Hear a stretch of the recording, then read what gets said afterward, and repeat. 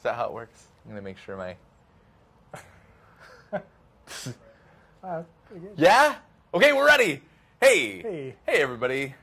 Hey, viewers. Thanks for tuning in. This is Massive Chalice Teamstream 26. Thank you, Mr. Vaughn. So we're gonna be talking about the video game. It's been a while since we did one of these because we went to PAX a few weeks ago. And we were kind of like crunching for that prep, but we had a playable build on the floor. So if you were there and said hi, there were a few of you backers that came up to check out the game. Thanks for coming to check out the game. I hope you like it. I hope you liked it. I think they liked it. Most people liked it. Yeah, that build is sweet. Yeah, most people liked it. It was really good. I read the internet and they were like, love it. The internet liked it. All right, great. So I'm here with Derek Hello. Brand, our concept Hi. artist.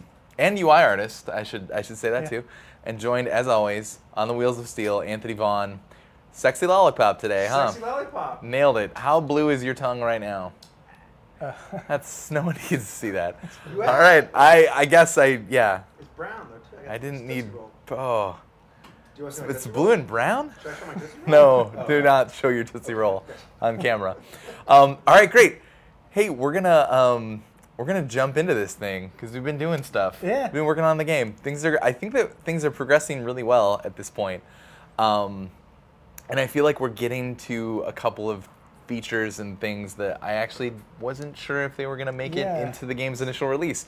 So that's cool. So let's talk about that first thing. So we've had Sage Rights. So we renamed Scholars to be Sage Rights. So that was another thing. We did a final pass on all the names for all of the fantasy things in the game, and this one was kind of hard. We had a lot of really bad names. I think it stuck really well though. Yeah, 'Cause good. I thought it was cool. I can only call it that now. I thought it was cool. Yeah. So Scholars will now be called Sage Rights, and that was mainly because they don't just research stuff anymore. They also build buildings and they make equipment. So they're like smart dudes and ladies and also blacksmiths and also masons, and it's like they're like many talents, I guess, is like what it's about. So we'll get to this in a minute, but we renamed the stat that influences how good you are as a Sage Right to be intuition, because that's sort of like, we're thinking about it used to be wisdom, but we changed it to be intuition because that seems to make more sense. Like if you're if you're gonna build a house, if you were just a straight carpenter, say, You need wisdom. I guess you need wisdom. Why would you say that? Your intuition, though, is like you're just like it. I think it feels like a better term when you think it. Yeah, you don't necessarily have to be like wise to be good at making a sword. But if you're highly intuitive, it could help you maybe. Also, they're doing stuff. The other thing that we talked about is that they're it's like they're researching the unknown. So thinking about a drug discovery scientist, I think a high degree of intuition is really good for knowing what direction you should even start thinking in, I guess. I don't know. Ultimately, it's just a stat. It's just a name, but I think it makes a little bit more sense. Hey Brad, quick cool question. Dr. Stoked asks, what were some of the bad names for the Sage? Oh man. Oh, we have you know so what? many good ones. I could probably if we go away from this screen for a moment. We can bring it up later if you want to.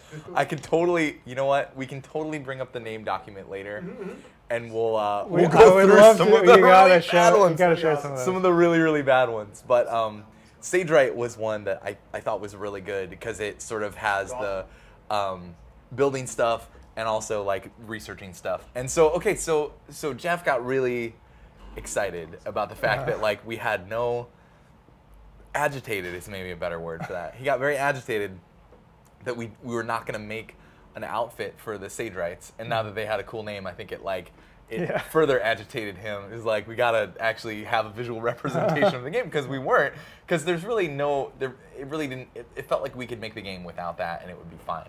But it's very cool. So we got to talking about it, and there was this idea of can we take the characters and give them an outfit that is, I don't know, embodies this learning and building at the same time, right? Yeah. So this right here, can we flip over to this thing?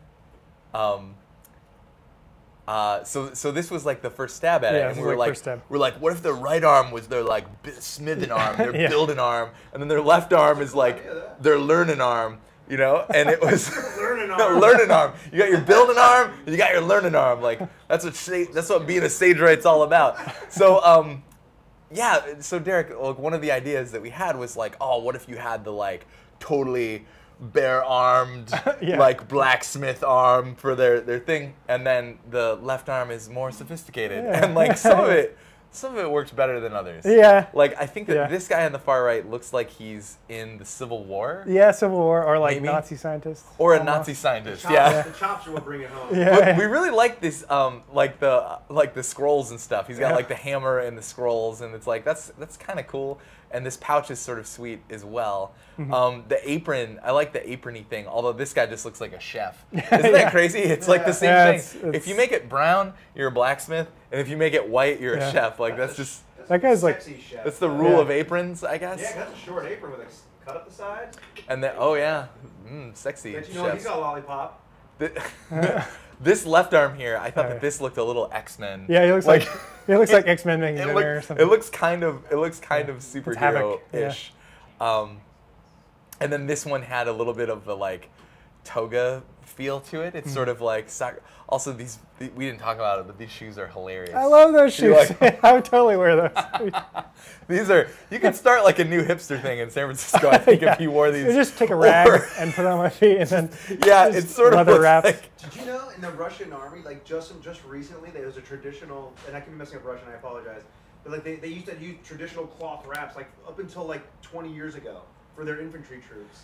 And they That's stopped, crazy. stopped. I feel like this also looks like you could be a hobo in San Francisco if you just took a couple of white plastic bags and put them over your feet, and then you had just a little bit of packaging tape, but just around Yeah, there. and You're it does look like you're trying to weatherproof your shoes or You something. sold it for $400 a pair in the mission, man. Yeah, that totally reminds me of that derelict thing from Zoolander, right? Yeah, amazing. So we had a couple of ideas. Jeff had a really Jeff good, had a really he good really had idea a really here. sweet drawing. He did it up. I saw him drawing it. Yeah. And passed it off to me, and he really made it like a way better. And it was super rad. And that was actually, unfortunately, we don't have that drawing to show, but it was a really good stab at like taking that previous one that we just saw and sort of refining it and trying to make it feel a little bit more like Massive Chalice. Yeah, it I was kind of guess. taking the Civil War guy and then like doing some tweaks and right, making it and feel a so little bit more. so like this awesome high collared cloak kind of thing, So and then splitting it to feel like this, I don't know, cloaky, aprony kind of thing as well. It's like look at that leather that that morticians wear. And I'm not making a joke, but you know that, Sure. that thick like patent leather they wear. Yep. Like it's super cool. And then also, the naked arm was not working super well, so it was like, oh, what about this like super long, like thick leather glove that would be on the smithin' arm? Yeah. That's super cool. And then on the and those scrolls, we decided to put them like in a backpack.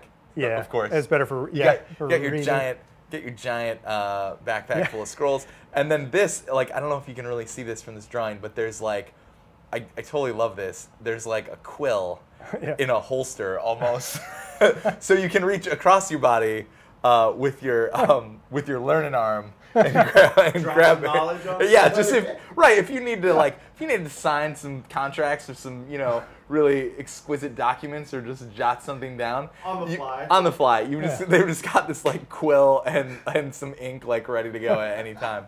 And so so Jeff got like really fired up and he just like already modeled it and we're like cool. And I love that he like took the old head and like slapped it on there and it's like awesome. But like again, it'll be the same thing. Like all of the dudes, the different heads are and the hairstyles and everything are like swappable. He's gonna do a female version of it, and then we'll like have it ready to go. He also modeled the hammer already, and he's like, oh, it's just like ready to go. Yeah, that's Like, all right. He's got, like, a it was like the model next bank day of, after that. 500 hands. Like, oh, I know what you need. So the other thing too is that they can attack keeps. Kanan's can attack your keeps, and then you defend with like the 5 characters you send in, and the 2, the regent and the partner that are retired there.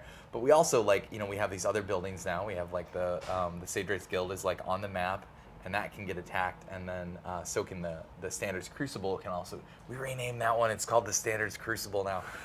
But yeah, like the coolest thing about this is that if your Sage Rights guild gets attacked, we will actually spawn them in as characters, and they'll have their hammers, and they'll just be like, you'll be able to like run them around. Yeah, and I think that they're just gonna be able to like hit guys kind of meekly with their hammers.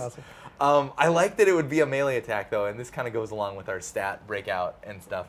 Is that if it was like a caberjack that you retired, like maybe they'll do a little bit more damage. That'd They'll be hit cool, a little bit yeah. harder because they're like strong. They're gonna retain their stats, which is cool. So yeah, I'm like excited to get that in, and it's not too much more work. I think it's important to be on the lookout for like small things that you can do like this that present themselves that are like not a super lot of work that we can kind of like wedge in there, and by being a little bit what's the word, like diligent in our production up front, we can hopefully have a little bit more iteration time to find things like this and be like, yeah, we're just gonna like go ahead and throw this in there. And like I mean also when people get fired up about ideas, like it's just good to let them run with it because the results are always gonna be sweet. And now we're gonna have like Sage Rights with hammers, and it should feel super sweet to have like, you know, your 3 or 4 or 5 Sage Rights that are all sort of like start in one corner of the keep map, and then you send in your guys, and you'll be like, you might have 10 guys in one map, but 5 of them are like these weak things. I like that it feels a little bit like StarCraft, like when your workers get attacked, and like you can use your little drones or your SCVs to like defend. I think it will hopefully have a little bit of a feeling like that. Right, is this where we drop the new crafting system? Oh yeah. Yeah, there's actually a full crafting system that is going in the game. You'll be able to build new weapons for your heroes. So you'll be able to use the Sage Rights to build things during the tactical battles, and then your heroes will be able to come over and pick them up. That is completely false what I just said. It sounds pretty cool. We did joke around though about how it would be sweet if they could actually build like towers or something. Like if they could like if we basically had like a turn-based tower defense game where like you're we're not doing that either. Sorry. Like, no! Don't there. do it! Yeah. Oh my god. Okay, cool. So you want to say anything else about this? No, it's sweet. cool. It's sweet that it's like going in the game. Yeah. And, I think it'll be cool. Oh, you'll also be able to see them kind of like at their podiums and stuff when you go into the Sage Rights Guild. You'll actually somebody's like info screen.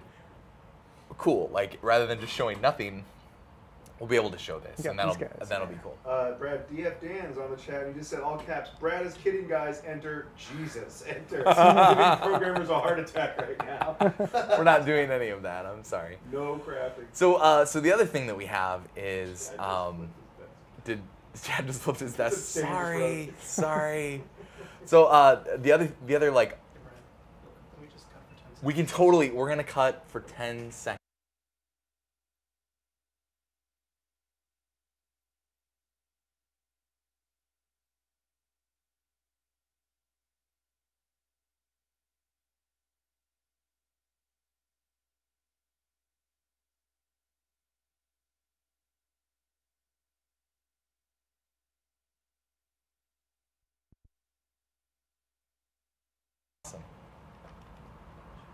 I pulled up the naming master. Are we back on, or are you gonna cue us up? Back. Right on. All right. Sweet. Hey, awesome.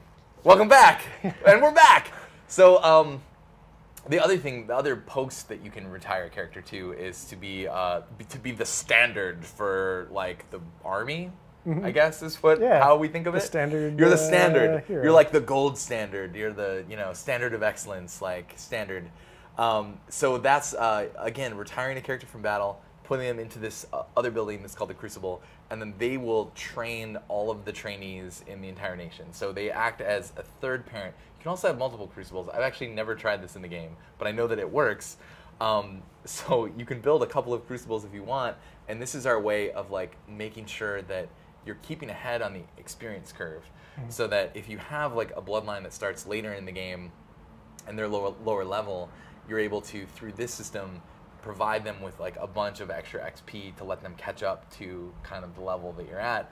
Or if you have like something really bad happen to one of your bloodlines, like this could be a way of getting them back in there. So you can take one of your higher level heroes and retire them as a standard, and then they will train all of the trainees. Like every day they'll dump more XP onto them and stuff.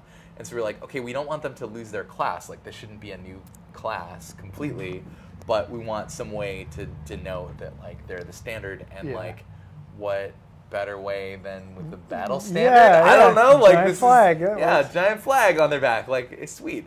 So so this was your first stab at like, hey, like this is what it could look like. We wanted to be a universal attachment, like accessory that we could put on any of the classes and have it just like kind of loosely make sense, and have it be something that could also show off the house colors as well. And I can't honestly remember which one we ended up going with, because I think it was between E and F. It was definitely E and F and G that we were talking about. Like these were a little bit small, these other ones, and like this C doesn't really show off both of the colors, and you know, so I really thought that these were awesome.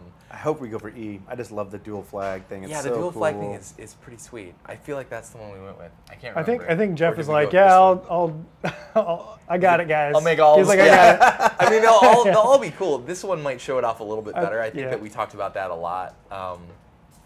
But yeah, we'll like it's pretty simple. To just model one of these and do some tweaks. I think there was some concern about the sim, because if we don't have the support beam at the top, the sim might just like be all that it would just be super limp the entire time. You don't want your standard to be limp. It's bad. That's rough. You need to keep that too much chalice juice. So yeah, I think that it will probably end up being more like F, so that it can be like out there. But hopefully part of it will be simmed, and you'll actually see it moving around in the wind and stuff. Modeled very shortly, and then we'll slap that onto some guys. So no matter which character you retire to be the standard, they'll get this this accessory, and then again the Crucible can get attacked, and then you'll deploy your 5 heroes, and then you'll have your hopefully pretty high level standard to defend himself as well, or herself, and they'll be wearing this this thing to like denote that. That'll be cool. So Brad, just to be clear, on the battlefield, these guys are they completely defensive, or do they still? No. That's the thing. Like unlike the Sage Right, like when you retire somebody to be a standard, they keep all their stuff. They keep all their equipment and all their skills, and they fight with their main weapons and all that stuff. We just use the Caberjack as an the sort of like prototype for this one. But that could be an alchemist or a hunter, and that accessory should work. It just will kind of strap onto the back of their armor. It'll be totally fine. It'll be awesome. P.S. It does look pretty badass on a Caberjack. It does. It's awesome. Yeah, I think Derek does that on purpose. Derek I think Caberjack's my favorite. Oh, so we're gonna get into this in a minute, but I thought that this would be a cool thing to talk about now. I have some of my notes from our stand-up this morning that we're supposed to review this, and I haven't even looked at this, so we can just do it live on the Teamstream. Like, why not? So we're doing this new thing with corruption in the regions, and we're gonna get Philip next, right after this. To talk about like our new plans and stuff, but we have this percentage over each region. So these diamonds are the things that you've been seeing in the game that have the percentage corruption on it. And one of the things that I've never really liked about it, especially since we went to 10 of them, is that we just have like all these numbers and percentages like all over the screen, of numbers. And it's just like a lot of numbers. It's like not the prettiest thing to look at. And so in our working with the corruption system and like how we're gonna, we really wanted to simplify it, and we kind of ended on this like super simple system where it's just like a 3 strikes and it blows up system. That's it. So so this is like kind of rethinking that UI to be to just have like 3 simple states. It's like this is an interesting thing. Does it have hit points and it's taking hits, or does it have strikes, corruption strikes, that is filling up? And it's like really weird thinking about that. Yeah, like, it is. I think that the strikes is a better way of thinking about it. If you think about it, you're adding corruption. You're adding corruption into the system. And then by winning, you're taking corruption out of the system by like quote unquote healing it or whatever. So I think that this middle one is like just perfect. Yeah, you just start with this thing. I wonder if we even need to show all 3 of these things right here. Like if we look that is at interesting. this, like what would it look like? Like I would love to see a version of this where it's just an empty diamond, and then this one has only the singular strike, and then this one has the 2 strikes, and then this one has the 3 strikes. I guess for a newer player, it's nice to see like how many slots the things can go. You might think that there were 4. Exactly. Yeah. Yeah. And maybe there will be. Who knows? Yeah, we might need 4. Huh? Maybe there will be. Yeah, I don't know. Like we still gotta tweak it out and balance it and stuff. But yeah, now I've convinced myself that this is a better way to go. And so when you start the game, you'll just have this. Every region will just have these 3 sort of like we can lighten those diamonds. Too. We were talking about this morning about how like, oh yeah, just throw a diamond on there. Yeah, like that's like the UI. Yeah. It's like the UI style. Yeah, that's like Portlandia. Like put a bird on it. It's like just put a diamond on it. Just what do you think this should be?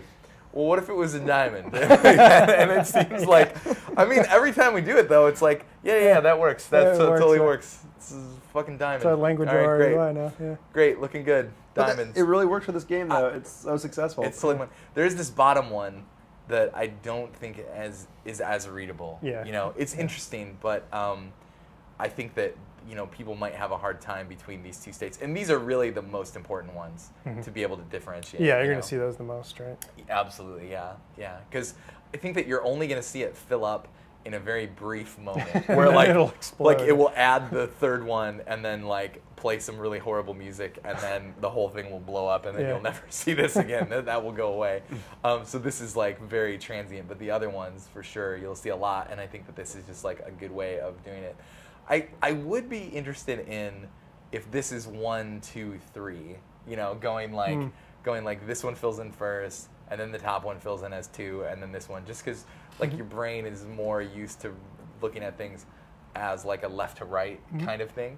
And then for our Japanese release, we can do it the opposite, where it fills in from the right. Yeah. But like this right here, for whatever reason, I expected this one and this one. Like if this is number 1 at the top, then I expected number 2 to be on the left. I see. And then number 3 would be on the right. And that's just like, it just feels so arbitrary because they're, Yeah. I guess like if we do it like this, where the very first strike is on the top, then like, that feels more like the talent tree, which is fine. Because that's how the talent tree starts out, Yeah, right? it is, isn't it? Yeah. But I don't know. I think we should just experiment with that a little bit, but it's good. And then also have some sweet, putting it in there, taking it out of there kind of feel to it. A sweet animation of the like all appearing, that texture stuff behind it is all animated. Like Jan set that up, so that will be really when we awesome. like place one, it can like come down and do it, and the color can shift. That's super. Did great. we miss a real opportunity by going with Trifon and White? I mean, they're good guys, but we could have got Super Diamond, the Neil Diamond cover band, to be in this game. For next time. Super Diamonds? All right. Yeah, Super Diamond is an awesome band. We're in. Okay, I think we're gonna. You got anything else to say about diamonds? Diamonds are your favorite. Yeah, diamonds are forever. Yeah. Oh man, that's perfect. Wait, it's a game with an epic timeline. Oh man, that's like our. Massive if we Chalice, release like a bunch of Diamonds Are DLC Forever. and we do like a complete version, yeah, you got to. That's what it's it's Massive the Diamonds Chalice : Diamonds Are Forever. Yeah, I like it. I like it. All right, cool. Okay, that's it. We'll have you tag out for who's Philip? Philip, yeah. Sweet. Yeah, man. See you guys. Thanks, Derek. We'll see you soon, man. In the meantime, I will entertain you by reading from our naming master. So we have academic. Academic. Yeah. Not bad. Well, I want you to rate all of them. All right. Okay. Wait, so we're talking like 10 is good or 10? 10 is good, and 0 is the worst.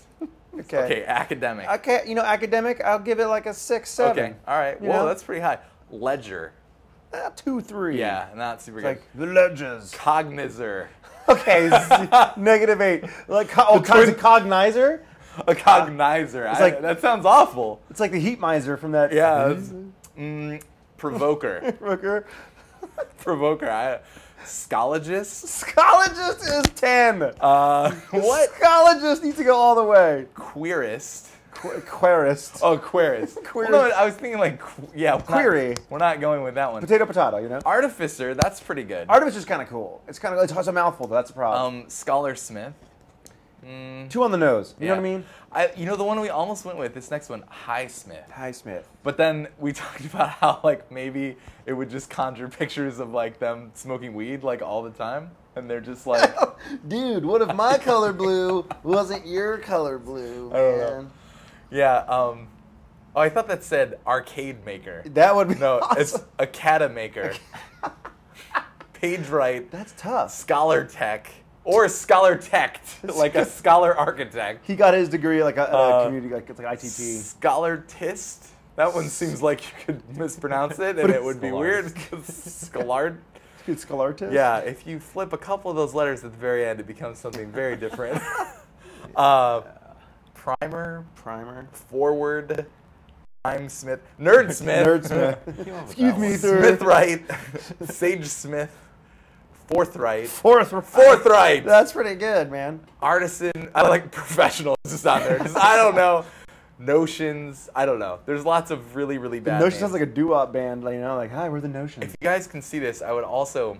Oh God. We tried to rename Hunters, and I just want you to look at this giant box here and be sad for the twins and everyone on the team because we just could not come up with a better name than Hunter, so we're just calling them Hunters. That's it.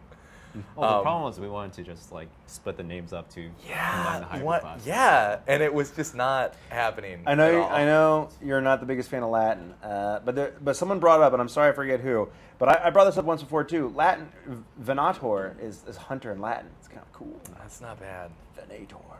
That's not bad. Why did but I think of that one? Darth Venator. Okay, we'll talk to George. Philip, welcome back to Teamstream. Hello. How are you doing? Pretty good. Okay, good. I also am really sad that your internship is ending next week. I'm sad to announce this to the viewers. How Philip's like, that's okay. I'm out of here. That's okay. I'm getting the F out. Is there anything? Have you learned anything while you've been here? Yeah, I've learned plenty. Okay. Yeah, mostly Lua stuff. Mostly Never Lua dealt with that. So. That's hands-on. cool. Just digging into that a little bit. Yeah. So hey, I tasked you with this ridiculous task. Oh yeah, this was. So I want to talk about this. So the idea was to try to simulate an entire playthrough of the strategy layer, just in a Google Doc, in a Google spreadsheet, so that we could like share it and look at it and mess around with it. And this would use the numbers that are like in the game and give us lots of tunables, so that we could mess around with it. So these are the tunables over here, and so this is like all these green numbers here. This is where like people can, people like me. I thought that said morale crap. I'm like, that's not a tunable, Brad, but it's morale cap. Oh, morale cap. Yeah. You're like, here's a morale crap for you. So this was based off of. I already told people the punchline of this whole thing because we were looking at the art for it already. But basically, this was the first version where we had corruption every day that was being put into the regions. This was like the old things. Every day of the simulation, there's going to be a little bit of percentage corruption that's put into there. This is how much corruption gets added. For a loss, we get 10% corruption go in, and then for winning, 10% corruption comes out. That was super simple. These are the number of years between attacks. So right now they attack every 8 to 12 years. We begin the double attacks. This was kind of like an older variable that we had in the system because we started with single attacks, but we realized that was like only helpful if you were winning. Yeah. Like it was just helpful because, so we were like, oh, and you had, it wasn't presenting any choices. So we're like, okay, like double attacks, they're always going to attack at least 2 regions, and that's going to start at year 0. And then they will also be mandatory at year 0. This was the old system where we started the triple attacks at 50 years, which is actually very early in the timeline. And then the triple attacks become mandatory at 150. This was insanely brutal. This was insanely brutal, and it was really tough because a double attack, if you win every fight, a double attack will be net nothing. It'll put 10% into the region you ignore, and it'll take 10% out of the region that you win in. If you lose, obviously, like negative 20% will be added to the thing. Yeah. But a triple attack will always increase the global corruption, even if you win, because you're going to take 10% out, but you're going to put 20% in, so it's a net of 10%. And so this actually was incredibly brutal that it would attack 3 places at once, starting halfway through the game, and then you're just getting piled on, and So you're it's just awful. gonna lose something no matter You're just what. gonna lose no matter what, Yeah. like several regions, and that was like really tough. This was also like keep attacks are part of the simulation. So after year 30, they have a 15% chance of every attack might be a keep attack. And then this was another system. This was really the reason why I wanted us to make this sheet and sort of go through the exercise of trying to do it on paper as much as possible, because we were feeling like the system was not complex enough. It wasn't doing enough things, and we had this this concept of morale that like, okay, every time you win, the morale of the people would go up, and every time you lose or ignore a region, the morale of the people would go down. And then based on the morale, and this is sort of more a global thing, it was about random events, like tying cadence corruption into sort of like the overall feelings of the populace. It was trying to get the populace more involved in the game, and could their morale actually increase how fast corruption creeps in or not. And so we like modeled all this stuff out. Oh, and then, wait, there was one other critical piece, is that you could dial in how many losses you would have, how many tactical losses you would have, and then this just sort of gives you like the win percentage. And so this right now is tuned to have 3 losses throughout the game. So great, like those are all the numbers that it starts with, and then so this is kind of like the results, sort of main results sheet, right? Yep. So across these columns, these are the outer regions, the 5 outer regions up here. And you'll see immediately, starting on year 2, they're all starting to get slightly corrupted, right? Over here, these are the inner regions, the ones that are in red. So these are all safe until that outer region is completely corrupted and gone. So that's why these will be 0. If you see me scroll down this thing, they're going to be 0 for a very, very long time. And that's totally to be expected. That's great. But the actual real start, there's all these other tabs, because this thing is totally fucking insane, and you did a great job putting this thing together. Yeah, it was a monster. Does it start with the battle generator? Yeah. Okay, so it starts with this battle generator. I don't know if I fully understand this one. This is a crazy ass thing. Okay, so what can you walk me through this? Sure. So basically it pulls from the minimum attack years and the max attack years. So it goes like, okay, give me a random number between 8 and 12. Okay, and that's this right here? Yeah. And Great. then from those years, it's going to go like, give me 5 random numbers randomly placed within the regions. So okay. That's anything what these are, right? Yeah. So okay. it's always going to randomly place those 5 numbers. And you're base 0. I really Yeah. appreciate that it's base 0. That's None legit. of this Lua bullshit. This is some real programming happening. So this is saying that the first attack is going to be in year 11. Yep. And then this is... So the 0, 1, and 2, those are the 3 regions that can potentially be affected. So 0 is always going to be the place that you win. 1 is always going to be the place you lose, and 2 is going to be the place you lose if you have a triple attack. Okay, okay. And 3 and 4 will not be touched. Okay. So this way it can randomize what the battles will be in every single year. So if it's a double attack, it's going to attack 0 and 1. Yep. And if it's a triple attack, it's going to attack 0, 1, and 2. Yep. Great. So Okay. from that, it just pulls in, oh, is this region being attacked? Is it going to win? And Is if it it's a gonna keep lose? attack, it's going to attack 0. Yeah. Excellent. Okay. So now you know what years and what regions all of the battles in the entire game are going to take place in. Yeah. Sweet. Okay. So then you come over to this one? This Well, battle randomization first, one? Or no? let's go to battle priority. Okay, battle priority. So over here. So the reason that doesn't work all the time is because, like, let's say you pull 3 regions.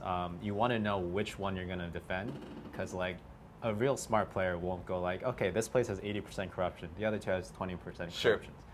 If it's randomized, then it's like, okay, I'll defend the 20%. Mm-hmm. In reality, the player would always choose 80%. Right, and this was part of it, like the first iteration of this. We were Yeah. like, oh, this kind of sucks because it's just randomly deciding which battle to fight, and nobody would ever do that, especially when the corruption. Again, this whole thing was to explore just the corruption system, and like, yeah, we want it to be as accurate as possible, and like, Yeah. it's pretty obvious when you're like, so just putting in this rule of like, oh, okay, we should really just always defend the most corrupted one, and so use this to actually figure that out. So on the right side here, we can see the -1s and then the corruption values. Okay. So -1s are all the places that aren't attacked, and the values are basically the ones that are attacked. So it takes the base value of the 2 or the 3 Okay. places and go like, goes like, okay, this is the biggest one, defend this one. Okay, so this is like our first attack in year 10. Yeah. And then it's attacking the black sand and the dry sea? Actually, it pulls the year before the battle happens. Ah, that okay. way, it doesn't Okay. have a circular dependency, so that was Yeah, because I annoying to saw deal it with. saying year 11 is when Yeah. the attack happens, but it actually uses year 10's data so that you don't, Yeah. Oh my god, crazy. Okay, and then right now they're like the same. So it's Yep. just basically flipping a coin between So those from two. there, on the left side, it's going to go like, okay, these two are a tie, then let's just randomly get a number, and whichever number is higher, you'll defend that one. Okay, cool. So in this one, wait, so you can tell which one it's actually, It's gonna is defend this the number random 5. number right here? Yeah, those Okay, two. so cool. If it's -1, that means it's going to ignore it. Cool. So it's like here, it's like, okay, we're going to defend the dry sea, is Yep. basically what this is telling you. Pretty much. So then, using all of that info, we can go into this sort of like battle outcome thing. Actually, there's actually one more step. Oh, there's one more The step. Battle Gen update, Okay. that's one of the newer ones. Okay, sweet. So from here, it goes like, okay, the problem with what we had there was that once the inner regions was collapsed, it didn't like figure out, oh, this place is gone, let's ignore that region.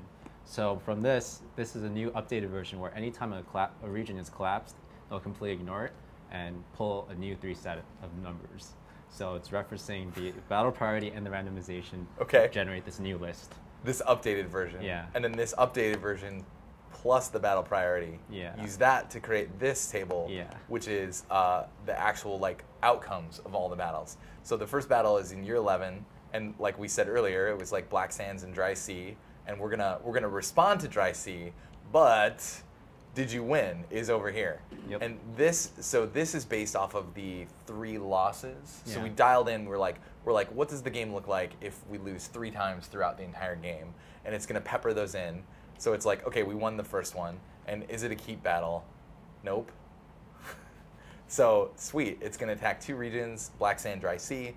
That one sheet is like, we're gonna respond to Dry Sea, so that's a win, and it's a loss in the Black Sands. So that, using this information, back on the main sheet, you can see if we scroll down to year 11, okay, Black Sands and Dry Sea both get attacked, and then you can see the additional 10% gets thrown into the Black Sands because we ignored that one, Yep. and then Dry Sea is back down to 0 Yep. because that's like as low as it can go. Sweet. So This is exactly how I would have done that. Totally. so if you scroll down this thing, you can sort of see the numbers like bouncing around. You can see them going up, and then like they get attacked, and they go back down. And you know, one thing that we've found with this system is that it's really just like if you're always responding to the highest corruption one, they're all kind of going up at the same rate almost, the way that it feels. And the way you put it was like plate spinning. It's like plate spinning, and it was kind of supposed to be like plate spinning, but it ended up being like it's too fine grain. It's too fine grain, and so you can see like right here when this region finally gets destroyed at year 305. So you're basically like the year before that, or up here, you've got like they're all at above 80%, and one of them's at 90%. And then this is probably where there was a loss. I don't Yeah, know. most I'm likely. guessing if we come down here and we look at, it was right around this 304. Didn't it tip over 100%? Yeah, but that was because of this. In year 304, there was a loss. So for sure it responded to that one, right? Yep. The player decided to try to fight the one that was there, and it just like, whoops, you lost, and then it blew up. So now you've got one, and now you can see the inner region starts getting corrupted. That's the mangrove. And then as you scroll down a little bit more on the way to 350, it's like, you know, you're just going to lose another one, and then you're just going to lose another one. And there's like not a lot that you can do about it, and it feels kind of like not super great.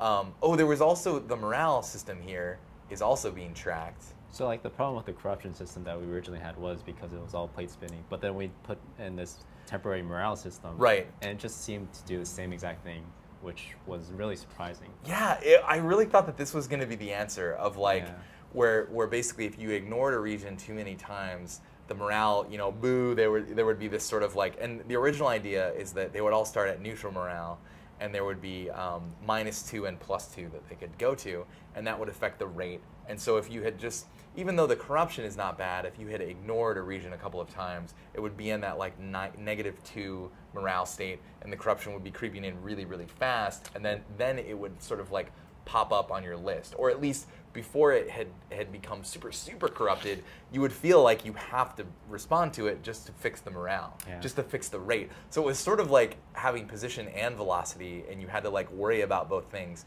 You can see the numbers here as I scroll down. These are the morale numbers, which are very similar to the other ones. And again, they're just sort of like spinning around, plate spinning.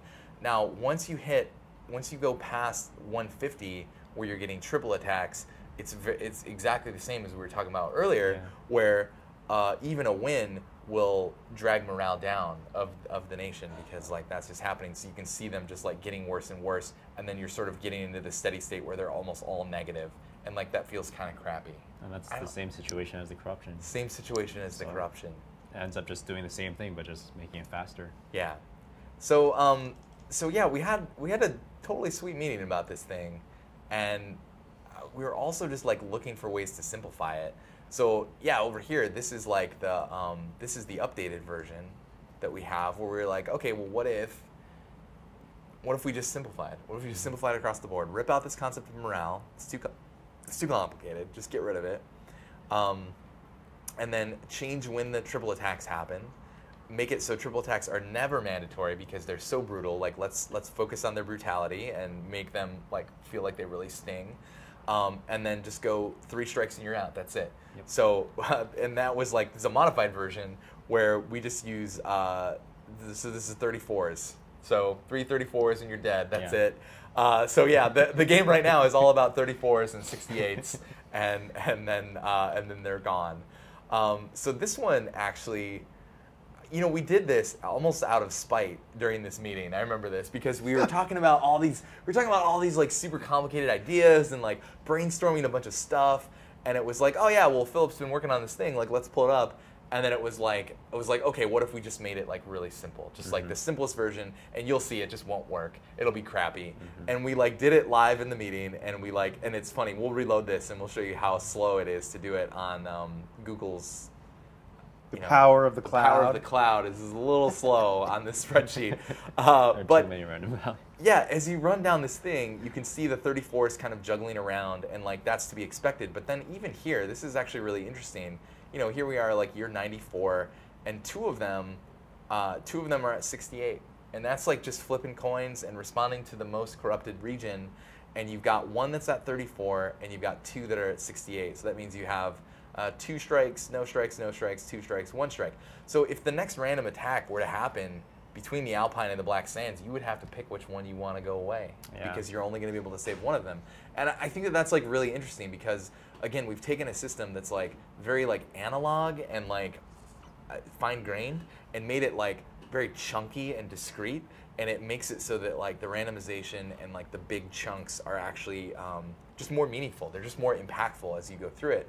The other big difference is that with the corruption system, it's like they're all going to be at 90%, and then you're going to lose. But as with this one, you're going to lose a region as early as like year like 90 even, and then it's going to just be a huger like difference between when you lose regions rather than all of them falling at once. And you can see this one losing a region at 183, and then the insides start to get attacked, and then lose another one here. And yet, you know, even though you've lost 2 regions on the outside, there are still that are at 0%. And so that's like interesting. Like the distribution of where those strikes land feels much more interesting than it was on the like sort of global kind of it's all rising at the same level. One thing that we lose, a couple things that we lose based off of this system that kind of bums me out is that we really lose that feeling of like the mold creeping in over time. You know, I really wanted to have that. I think that it's fine. I mean, it's like simpler, I think, is always better, especially when the results are like this clear cut. It's like, yeah, we just go with the thing that works better. But yeah, we lose that. And then also, whenever we change quote unquote morale in a random event, we have to kind of go back through all the random events that we have and re-scrub them. And anything that influences morale is going to be very brutal. It will either heal a strike or give you another strike. So it's super, like, it will be super brutal, but again, like, the game is about, like, randomized consequences and consequences that mean something, and I think that it's like, we've got it in the right spot. I'm going to refresh this, so this is really cool. So we were losing, oh, and actually, like, I actually really like to go over here at this like, battle outcome and sort of see where the losses are Yeah, so this actually put a loss almost immediately. So that's like super interesting that at year 17 you're getting 2 strikes added instead of nothing essentially. Yeah, I always like to see like where the losses are and like would you be able to recover from this in a real game and all this stuff. I don't know. It's super cool. But what we can do is just hit F5 on it, and that will re-trigger all of the random numbers. Wait, what just happened? It's pulling from. What did I just do? Just give it a minute. Oh, okay. It'll basically go like, okay, this isn't right. It's gonna readjust. Sometimes when you get a Google computer, you get like a Pentium 90. Yeah, I think that we might have a Pentium 90. Okay. Yeah, it's thinking. Wait, that's the Dreamcast. Yeah. Never forget. You got Dreamcast. We just Dreamcast run passed. Google. We just passed 99. Oh yeah, that's right. 9914. Dreamcast is old, man. Yeah, it is. Wow. Yeah, that was the 15-year. 9999 was I the. think so. Was the Dreamcast? That was the 15-year anniversary of the Dreamcast. Still thinking. Pour one out for the Dreamcast. Yeah, exactly. Yeah, so this is cool. So this is actually completed like another full simulation of it, right? Yeah. So just by refreshing the Google Doc, It actually loaded really fast. oh, it looked. Oh no, those it's numbers. it's Yeah, loading. see right here, it fakes you out, calculating formulas in the cloud. It's calculating. You should right? check out how massive the battle randomization formulas are. They're We'll totally big. We'll totally do that in a minute. Okay, is it done? I don't know. I know it does this fake out thing where it looks like it's done, but yeah, you can see the numbers like, and this one like more of an even distribution, and that's just like based off the randomness of like what's getting attacked, and then losing one. Wait, did this one lose one at 182 just the same as the other one? That's crazy, but it's a different one. But yeah. You don't lose like 4 regions. this is very similar. We had 2 regions down. Yeah, 4 I mean, regions this down. is losing almost the entire thing. Oh, the other thing that we did is that we decided to bring in the game to 300 years rather than 500? rather than 350. Oh, It was at 350, that's right, 350, yeah. and we just decided that it was really even to just like break it down. So this is like this one only lost 2 regions by year 1, by that with the 3 losses. Yeah, wait, is it in the battle randomization one? Yeah. Where's the Click on craziest formula? Any W or L, anything there, Okay. press enter. Or Bam. This is totally insane. So this Do is you edit certainly- this out of the sheet? yeah. Yeah, I figured you have This to. is certainly one way to do it. Holy crap. That is amazing. Yeah, at a certain point, we probably should have just been like writing it in a, I should something else. have JavaScripted this up for Yeah, you. I feel yeah. bad, man. But Cool. it totally works, and it's really helped out a lot. Like we spent a lot of time tuning the numbers and like trying to find something that would work before we just like simplified it, and sometimes you need to like fully take the thing all the way to its logical conclusion and be like, wow, this is crap. This is total crap. And then just like simplify it as much as we can. And I feel like this version is a lot better. I don't know It's why this totally struck me worth as it. so funny, but when you expanded that function, Gaming Dusk said, "Well," Yeah. and then some nerd said, "Jesus Christ." It's kind of nuts. It's kind of nuts. Yeah, it was definitely worth it because like it changed the game, the strategy layer of it completely, and it feels so much better. It feels right now. so much better. It feels so much better.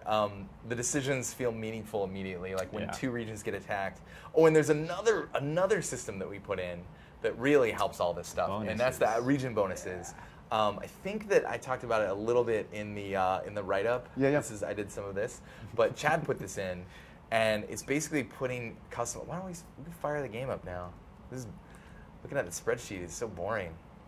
Dude, I tell you what, a lot of people have been It's like, not that "This boring. is Were they awesome." A into lot it? of people are being like, "This Sweet. is so cool to see how this is all designed," Okay, and good. like they're That's really liking it. Yeah. More. awesome. I have a special love for spreadsheets. It's obvious Philip does. It's obvious you do, Brad. But I was surprised to see the fans are like, "Yeah, this is pretty dope." So this is totally sweet. We got a bunch of this stuff going on. Oh yeah. We got display options. So many resolutions. So many resolutions, all the resolutions, and then full screen or G. That's pretty much window mode, I think. What the hell? Why would it say G? I don't know. Still in progress. Yeah, still in It's progress. a clue. I mean, That's it's not. amazing. And then we have a bunch of checkboxes for this. We can get the 4x SSAA all up in This there. is double fine. That's how we roll. All the anti-aliasing. I guess so. And then there's a bunch of display things. So I saw dynamo. this. This is cool. But you know what's really cool is having remappable keys. I saw somebody be like, remappable keys, please. We will get to that.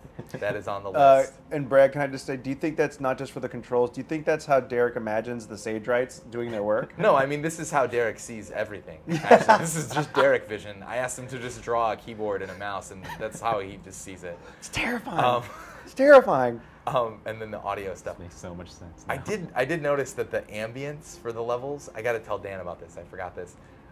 If you turn these all down, we'll do it in the level. It'll be funny. Oh, and then this new game stuff. So you can just like, oh, this was working. It's not working right now. Interesting. That's too bad. But yeah, naming your save game, and then picking your difficulty here. Picking, do you want, you know what I haven't tried? Apparently this is hooked up. I think we should go with non-thematic bloodlines and see. And then iron mode. Homie, like, it'll work. This does not work, but we have a checkbox for it, which is sweet. And once we implement that, Did check it the non-thematic bloodline selection stuff working? I don't know. We're going to try it right now. We're going to play with the non-thematic bloodlines. That's how we roll here at Massive Chalice Teamstream number 26. Might as well, man. On the edge. Might as well.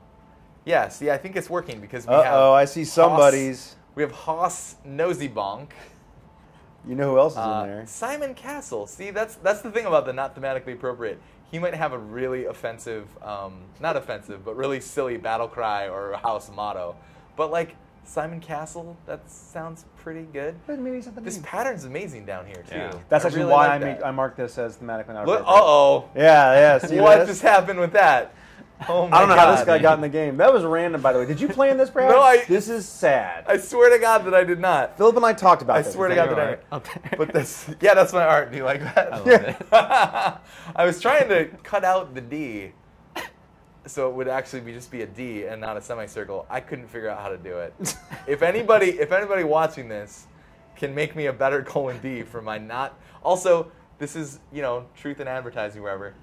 That is not thematically appropriate. Big :D Yeah, thing, right? that's right. That's right. And there's a I might chance. make a real one. Yeah, like on the team, we talked about like each of us making a non-thematically and thematically one. Yeah, like fizz. This is a great Swizzlefish. one. That's cool, but Swizzlefish. And this guy's probably got a really awful, not awful, they're not awful. A thematically We inappropriate. approve, a thematically inappropriate thing. But yeah, I really kind of just want to show off this stuff on the strat layer. There have been, and it's funny that also it will pick one of the 5 keeps as kind of your first keep, and I feel like this is the map that everybody's sick of. This is the one that we showed in our like PAX demo, Yep. and of course we just happened to How did it get get loaded it again? How does it what? How did it get loaded?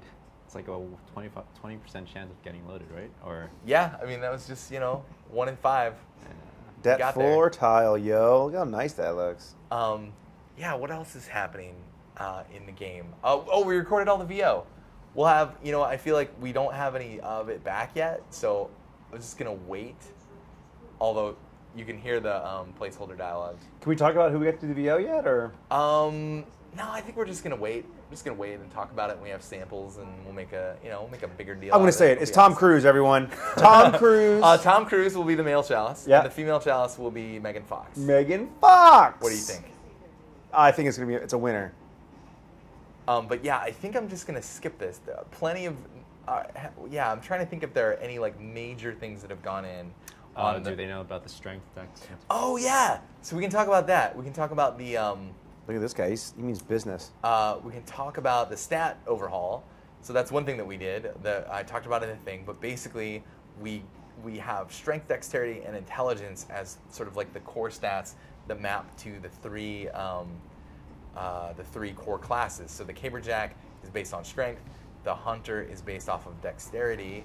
They have higher natural dexterity, and then the alchemist is based off of intelligence. And that guy's got some sweet hair. There were a bunch of reasons. I think I detailed that pretty well in the write-up. Yeah. But a couple of things, like one, we wanted stats for like a non-primary stat. So if you are a caberjack and you have nimble, the like like high dexterity. Yeah. What does that do for you? It's like absolutely nothing. Well, it does. It's like before we didn't even have that concept, but like could now. that give you a little bit of a benefit? So that ties into your evasion. That will give you a little bit of evasion as a secondary benefit. So all of the stats have a secondary benefit. Strength gives you armor. Dexterity gives you evasion, and then intelligence gives you resistance. So we split the enemy attacks into like normal attacks, like physical attacks, and are we just gonna call them magic attacks? I think we're just non-physical. we call them non-physical, but that sounds dumb. Yeah. I don't know. Cadence attacks. Yeah, it could be cadence attack. Yeah, cadence damage. I don't know, but it's all cadence damage. It's tough. So let's just call it magic for right now. It's like magic damage, and so intelligence will boost your resistance, which helps you against magical attacks. So like Seed does physical attacks. Like I think that all of them, it mapped really well to the enemies we already had, which was great. And so it's basically a 50-50 split. Yep. So if you can see the enemies ahead of time, if you're going against all physical damage, Caberjacks are going to be better. If you're going to go against all non-physical damage or magic damage, your alchemists are going to be better. And that's just some like high-level depth that we want to build in for players that are like really invested in it and stuff. I don't think it will mean a whole lot for like newer players and lower difficulty levels, but for high-level play, I think it will be really important to pay attention to that stuff. And you can also see the enemies you're going to face, or potentially you'll be able to see the enemies you face before you go into battle. So then you feel like, oh, I'm going to face all physical guys. I'm going to bring in my kid. Exactly, yeah. And then, it's just another area for you to feel I love smart. those grunts.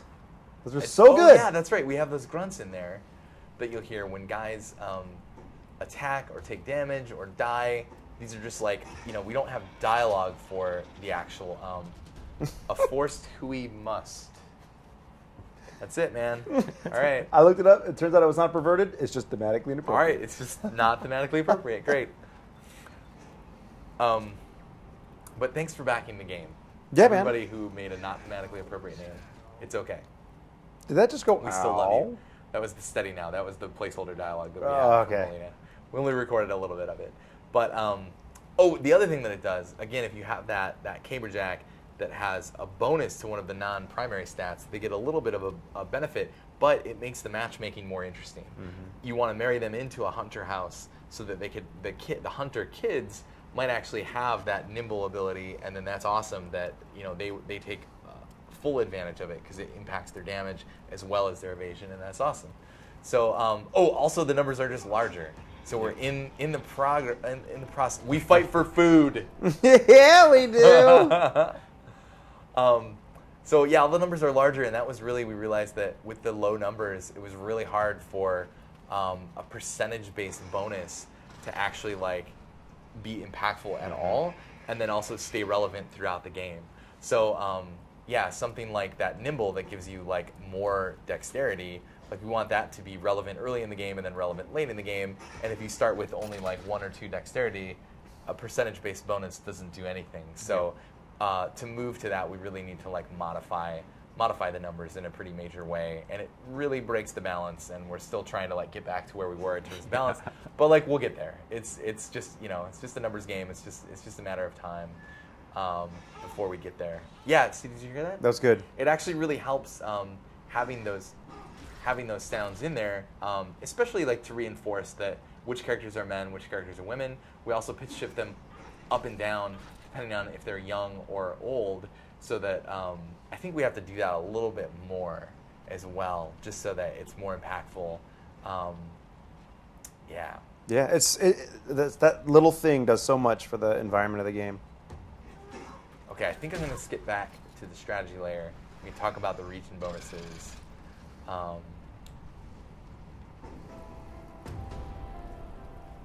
Look at this. I didn't level up at all. Slow learner. Oh gosh. Bountiful. Hardy. I would say that. Yeah. I'd say that's pretty accurate. You're a hardy guy. You got kind of. Another thing we talk about right before we get to the strat layer is we also broke out the personality traits. So this is there's a big thread in the forums that I've been reading.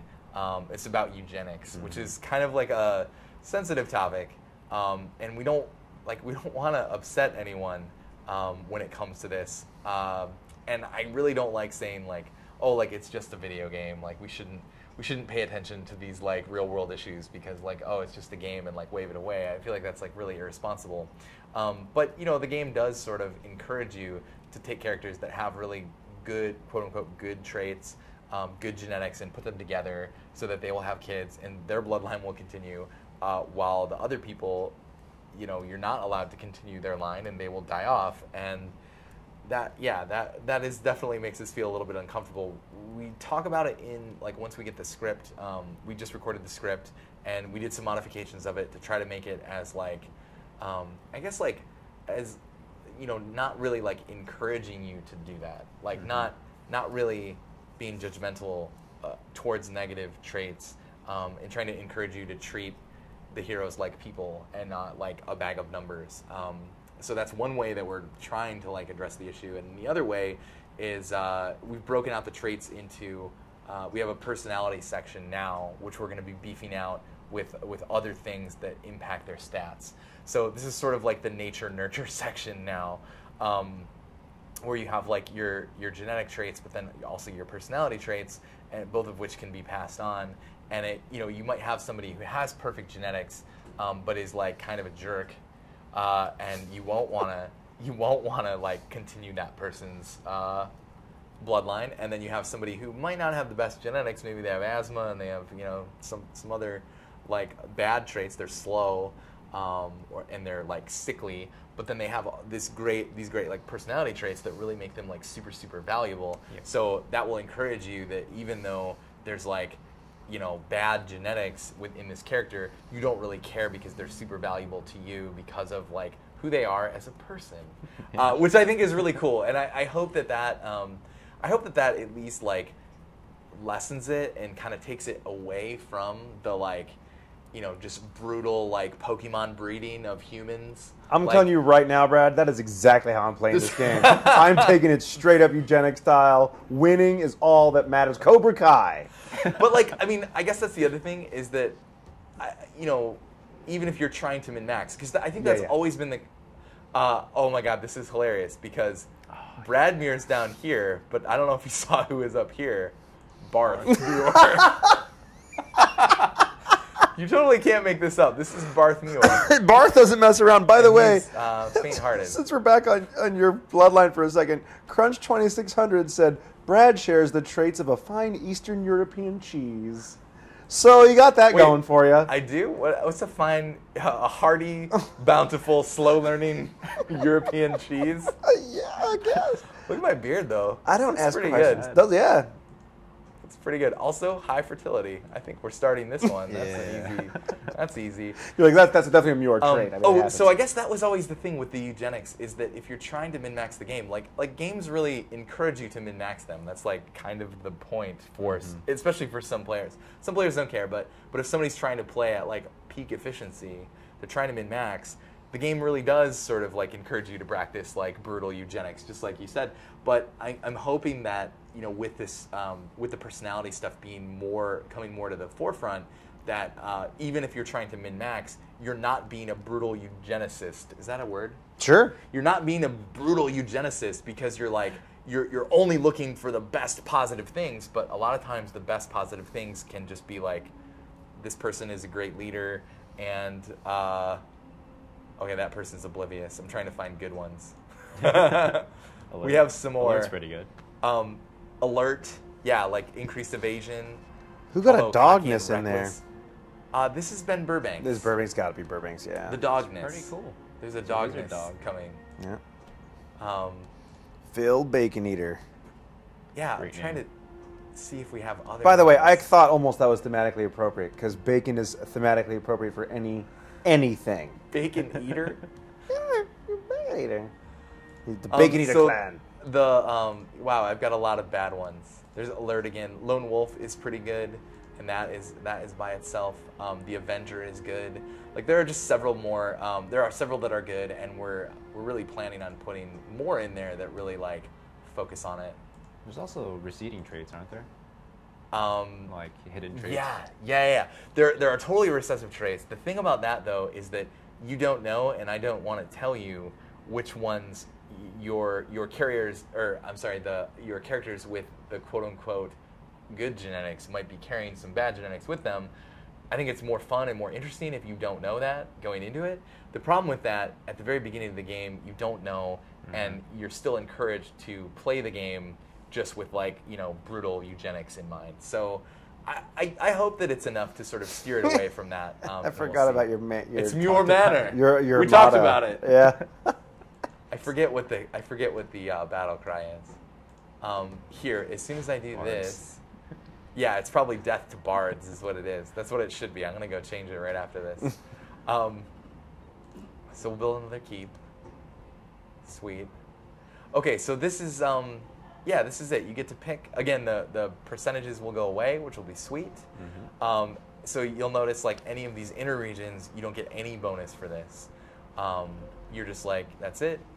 You know, you just build it there. If you hover over any of the outside regions, it's a little hard to see. I think we need to alter this a little bit, so it's a little bit easier to read. Oh, you mean like down the bottom ones? Yeah. But right now we have 8 bonuses, and we pick 5 of them, and we randomly sprinkle them on the outside regions. So like this one will boost the intelligence of all of my alchemists, like, which is great because like that's their primary stat.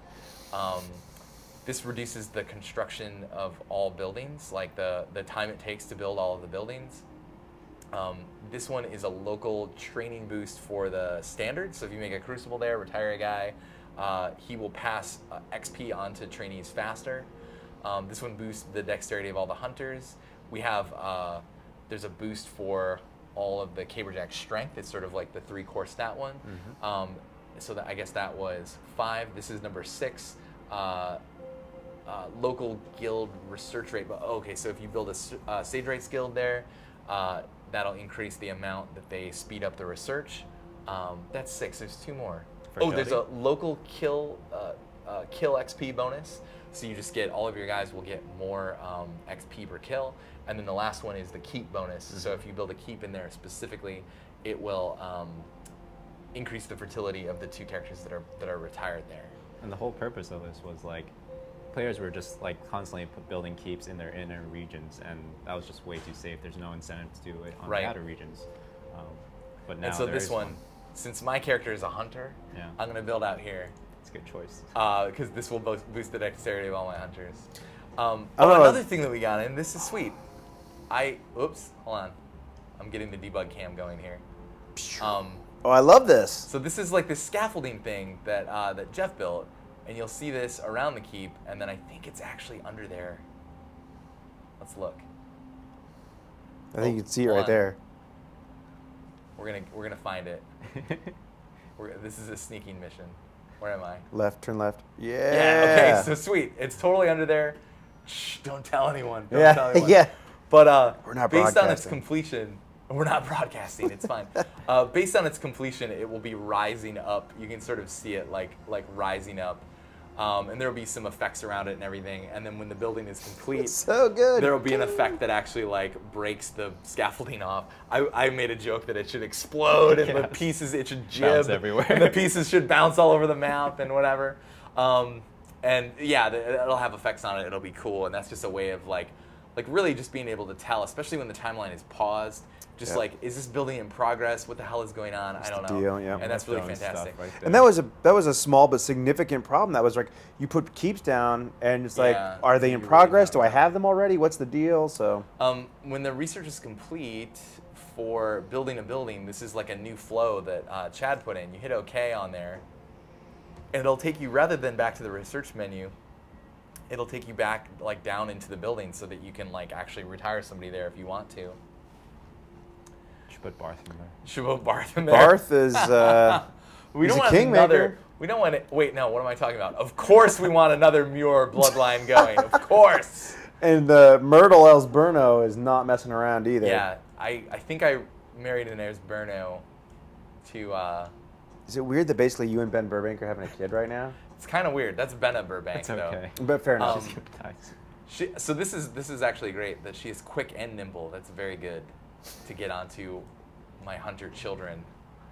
So yeah, now it brings you back to the Chalice. And then awesome. as soon as you, it's funny because once you've played with it that way, you don't even notice. Yeah. Like it's totally seamless.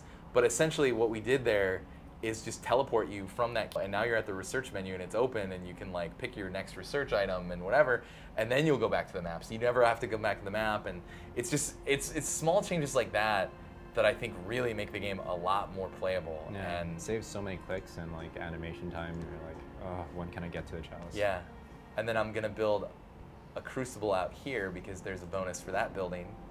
The crucible. Oh, so you'll see that thing get Rise from your grave. Yeah. Looks so good. We don't want to get busted for copyright infringement. Oh, that's true. But yeah, and like this is a nice example where it's like, okay, you can clearly tell that that thing is not yet complete because the scaffolding's still up, and it's like, cool. And then this, of course, this would happen where I don't really care about either of these regions right now. Yeah. But if either of these outside ones had been attacked, I did ask Chad for this feature that I can't see the bonuses because that would actually make the difference.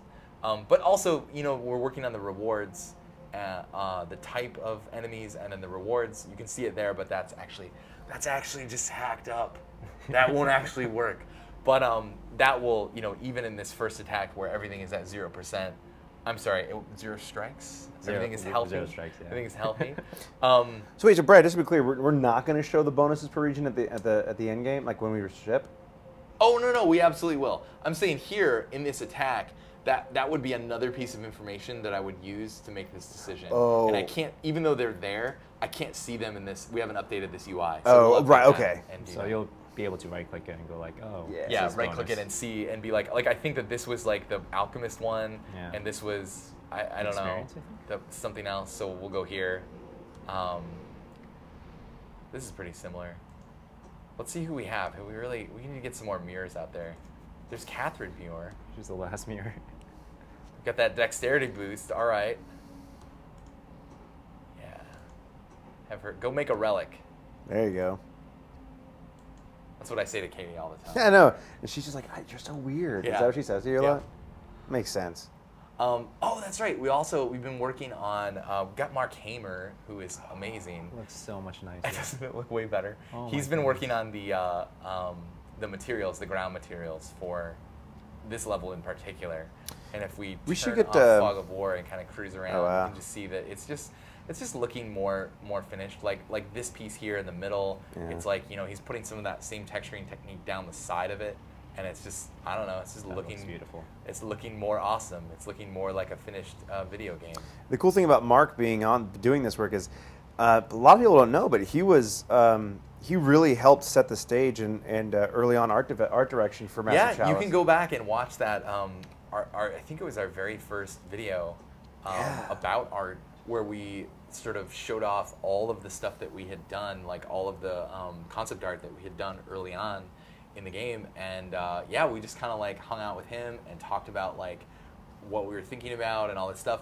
And that concept art is probably really hilarious and interesting to look at right now. Yeah, it was pretty awesome. I feel like we need to have like a retrospective show.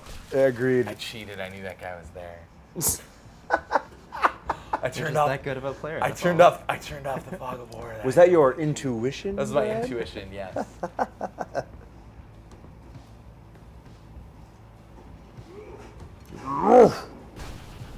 Can I do a grunt? I want to do a grunt. You can absolutely do a grunt set if you want to. This is gonna be awesome. I'll not be stop professional you. about it too. I will not stop you. But I will say this: if my voice acting grunting career takes off, I'm sorry, Brad. I'm leaving the project. That's fine. I won't hold it against you. I Thank you. promise. Oh, if Thank you you. could kill a Forget Mage, that'd be awesome. Oh right, that's a new thing. I forgot about that. I don't know where they are though. Yeah, I don't. Let's see if we have any. Oh, you know what? Oh, there's one over there. Just spawn. But you know what? I'll just spawn one. Yeah, this was a thing. Like we've been feeling that Hunter Stealth is too powerful, and rather than nerf it, we thought that we would try to put in like sort of a soft counter to it. So let's see if I get. I like that it's still called Demons. That makes me pretty happy. So if I've got like right here. Oh, she already took her turn. Oh, will it hit this guy? It might. Okay. So when you kill one of the lapses, which is again, hey, names. when you kill one of them, they will actually explode. Like we always wanted them to explode because they're like these ethereal kind of things, and their animation has them explode. And so Chad hooked this up already because we had this idea for them, where it's like, oh, like what if when they explode, it's like really bright and it reveals stealth characters. And so yeah, like he just slapped it in there and it's totally already working. And it just makes you have to be a little bit careful when you're like exploring areas and when one of them dies. Steady now. Let's see if I stealth this guy.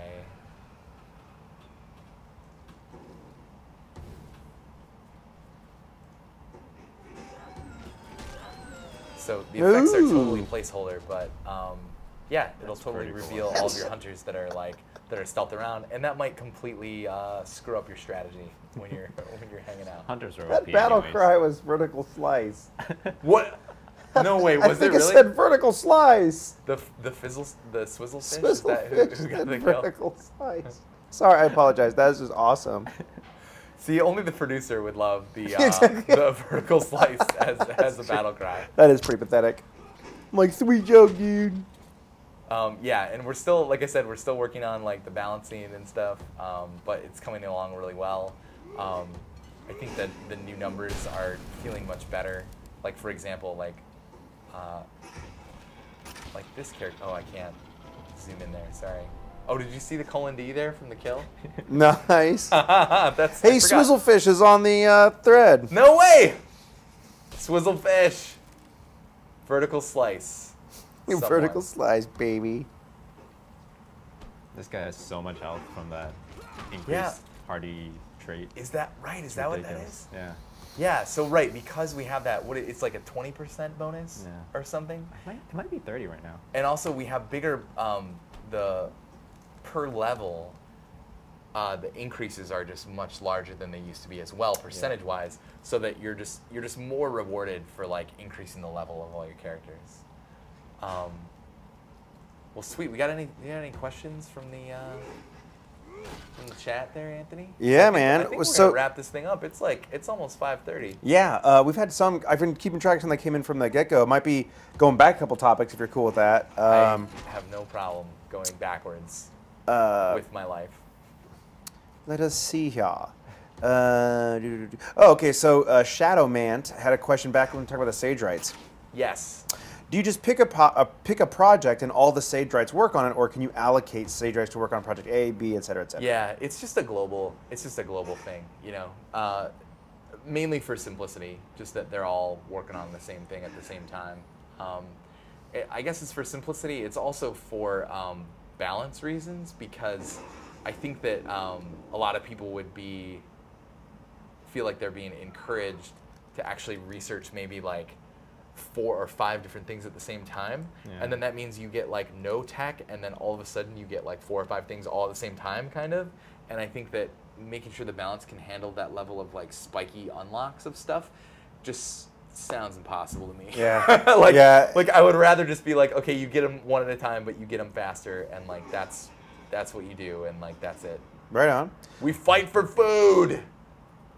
So 92 Shay asked, I don't know if this has been addressed before, but say you want to purposely end a bloodline to start a new one, say as a different class. Is there an option of instead of selecting a successor to forfeit the throne to a new line?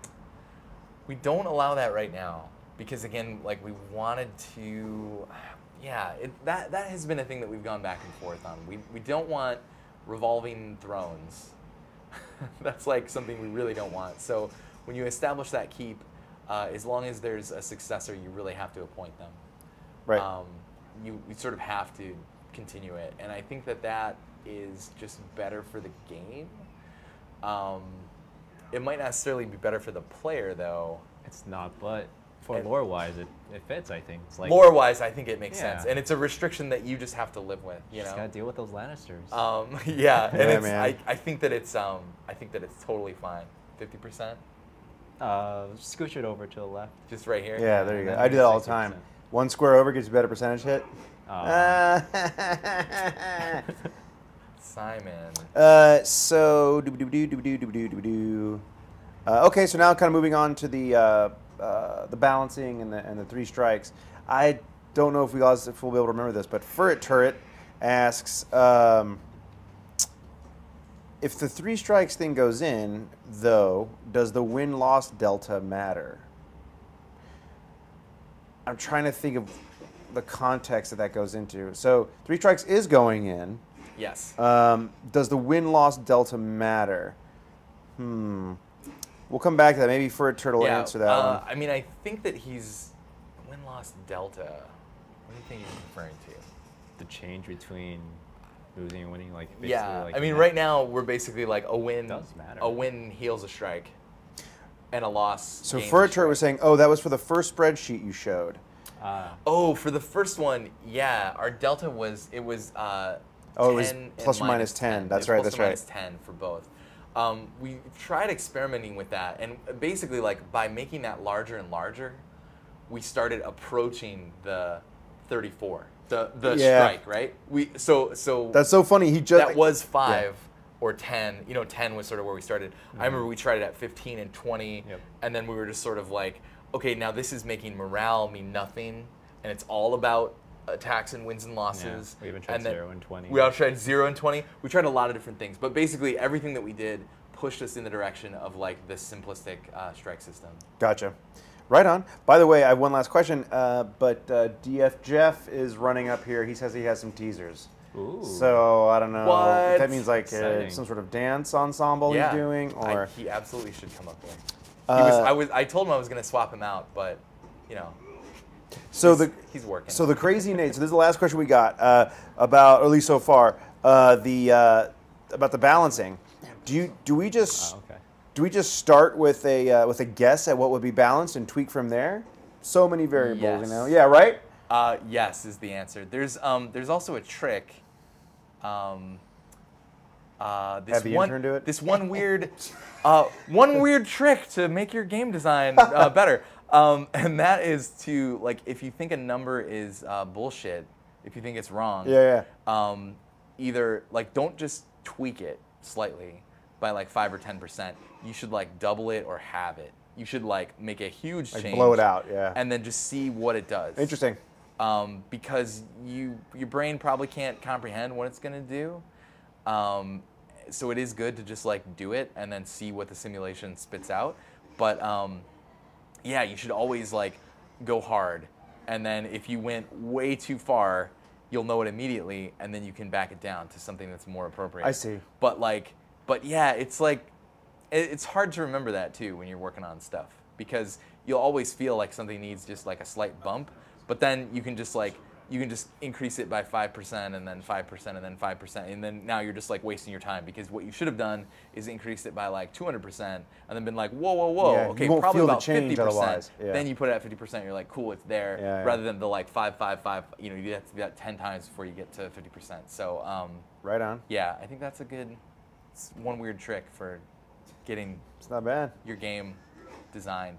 So yeah, it's part of the Quickly. YOLO lifestyle of design. Yeah, I would say so. Makes sense. So we got Jeff here. He's got us. What is going on? I'll show you first. What do you have here? There's that, Oh, sweet. and then there's that. How do I? Okay, we'll show that. Yeah. I don't know if what the hell? That is amazing. I was just gonna put it up in front of the camera. Oh, Why not? That's like Um, super ghetto style. it is. Isn't it too ghetto though? Can you email Oh, it? that's amazing. This is not. I can email it. Sure. Brad, Yeah, if he emails it should to you, then you email can get on the yeah, screen. Email it to me. That's so funny. This is- So a man, couple more this is, questions like, while Jeff's world doing that. exclusive.